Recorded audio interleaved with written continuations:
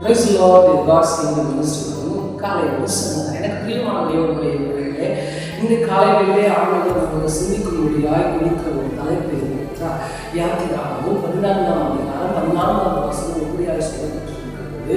கர்த்தர் உங்களுக்காக யுத்தம் பண்ணுவார், நீங்கள் சும்மா இருக்கிறது. எனக்கு பிரியமான தேவனுடைய பிள்ளைகளே, இன்னைக்கு நிறைய நேரத்தில் நிறைய பிரச்சனைகளோடு, நிறைய பாடுகளோடு, நிறைய உபத்திரங்களோடு நாம் போராடுறது வழக்கம். இன்னைக்கு நிறைய வருடங்களாய் நாம் போராடி கொண்டிருக்கிறோம்.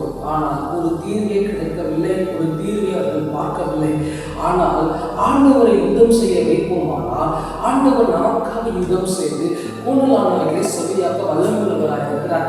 நீங்கள் வேதத்தில் பார்த்தீர்களானால் இஸ்ரவேல் ஜனங்களுக்கு விரோதமாய் அநேக பட்டணக்காரும் ராஜாக்களும் எழுந்த போதும் ஆண்டவரை மோசே நம்பினபடினாலே அவர்களுக்கு விரோதமாய் எழுப்பப்பட்டவர்களை ஆண்டவர் நாசமாக்கினார். அவர்கள் விரோதமாய் எழுப்பவர்களை ஆண்டவர் யுத்தம் செய்தார். அவர்களுக்கு புது வழிகளை திறந்து கொடுத்தார். இந்த காலைகளில் என்னுடைய வார்த்தை கேட்டுக்கொண்டிருக்கிற உங்களுக்கு ஆண்டவர் சொல்லுகிறார், நீங்கள் ஆண்டவரை நோக்கி கூப்பிடும் போது அவர் உங்களுக்காக யுத்தம் செய்வார். You call upon the God, that time God was help you. இந்த வார்த்தையை நம்புங்க, விசுவாசிங்க, கர்த்தர் உங்களோடு இருப்பார், அவர் உங்களை நேசிப்பார். God bless you. Thank you.